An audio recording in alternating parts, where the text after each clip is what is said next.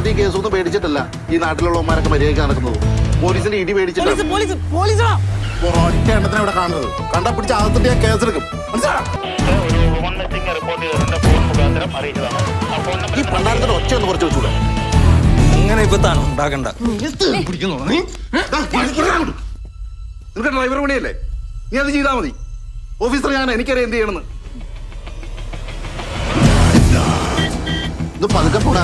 Driver duty അല്ലേ, ഞാൻ ചെയ്തോളാം. നീ എനിക്കിത് കുണപ്പിക്കാൻ നിൽക്കല്ലേ. ഇത് പതുക്കെ പോടാ.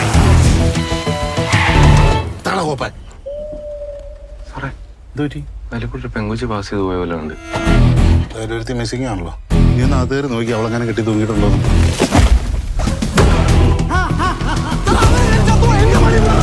എന്തുവാടാ ചെറുക്കനെ ചെയ്തത്?